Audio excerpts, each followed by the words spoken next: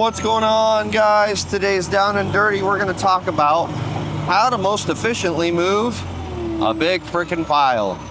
So what a lot of guys in the industry like to do is they like to go at this from the corner, and they're going to angle their blade off, and they're going to start making these side passes, and we're going to, oh yeah, we're really going to get after it. My God, look at how much dirt we're pushing. Sweet Jesus, watch out, world. Man, look at that. We just killed it. What an awesome dozer operator I am. Well, turns out there's a better way, ladies and gentlemen. So we're going to take a minute to kind of prep ourselves here. We're going to go right over top of this pile. And the reason we're going to do that is for two reasons. Number one, if I could go over top of the pile, I can actually start to carve out the middle and it acts like a slot, which means I can push more material. Secondly, if I can kind of push this pile out a little bit, I can actually, like a slot, use the dozer facing downwards to carry weight behind the dirt, so I can actually push more dirt than I could just flat. And as you can see, I don't know if you can see that on the camera there, yeah, off to the right. My right track is slipping like crazy because all of the weight that I'm pushing is on the left side of the blade. But if I can do square pushes, I'm going to be a lot more efficient. So we're going to accept the fact that it's going to take me probably 2 minutes to prep this pile to where I can really start doing some pushing. But that 2 minutes is ultimately going to save us a lot of time on the back end of this. So let's go to town. So the first thing I need to do is, just like we've done before, we're going to pull some of this dirt back just to make myself a little ramp here. Let me angle you guys down just a hair more so you can see what's going on here. Okay, so we're going to go up here, we're going to pull her down. That way I can really get aggressive up here on this pile. So right about there, I'm letting off. Now I've got myself a little ramp. Now we're going to go hog wild. We're going to knock the top off the pile. And again, this is the dozer without much grousers. So, you know, we got to be a little more conservative than we were in the past. Keep working it down, working it down. Notice the aggressiveness of the blade.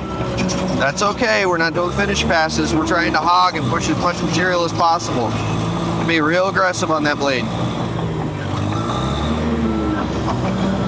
As you can see, we're starting to make that a flat pile, and it's extending our runway, which means I'm going to be able to start really getting after it here in a second. And guess what? While I'm doing all this prep work, we're working our material towards our goal anyway. So this isn't really wasted effort on our part.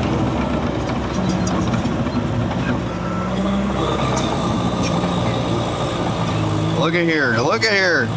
Come on, baby, come on. There she is, look at that. And now, if I really bury my blade, I've got the full weight of the machine pushing behind this dirt. I can start getting after it now.